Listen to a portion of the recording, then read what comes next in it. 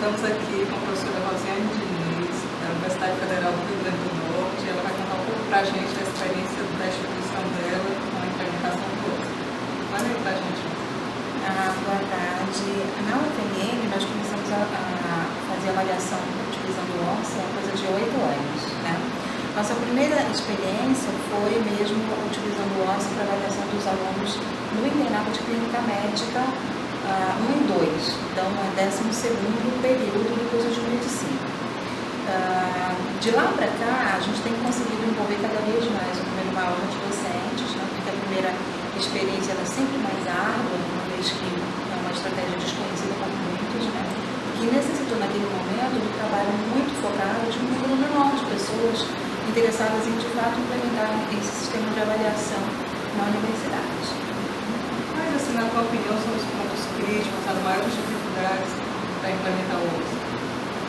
Eu considero que existem 2 pontos que são cruciais para a gente conseguir implementar o OSCE, né? Porque como depende de um excelente planejamento de todas as estações, de balizamento do checklist com as pessoas que vão avaliar, esse é um processo mais duradouro, precisa realmente ter pessoas envolvidas durante um tempo maior no planejamento das estações da OSCE.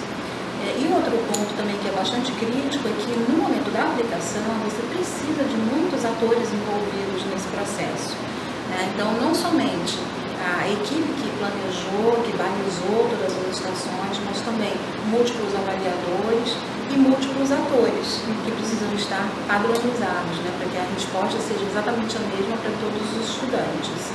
Então, são esses 2 momentos bastante críticos, né, que implicam em necessidade de desenvolvimento docente e também de uma capacidade importante de você conseguir motivar pessoas para, inclusive, atuarem como atores, porque na maioria das vezes a gente não tem como contratualizar esse tipo de papel, né, essa pessoa como um ator.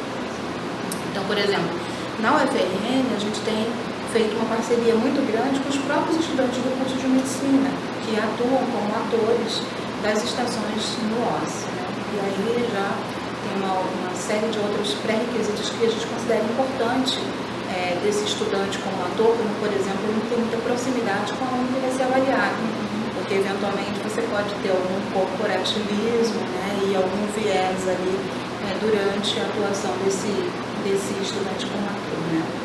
Por outro lado, envolver o estudante no início do curso, por exemplo, nesse tipo de avaliação, para nós trouxe uma surpresa muito grande, inclusive em relação ao aprendizado. Nós começamos a perceber que esses alunos, eles entendem muito melhor o contexto daquilo que está sendo ensinado no início do curso, no momento em que eles passam a ser pacientes, né?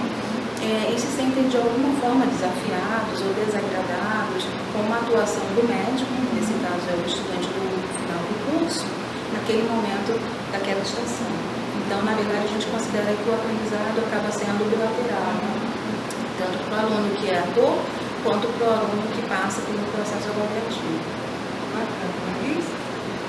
E quais conselhos você poderia dar para uma escola que tem interesse em implementar e quais seriam assim, as diretrizes mais importantes para quem quer implantar pela primeira vez?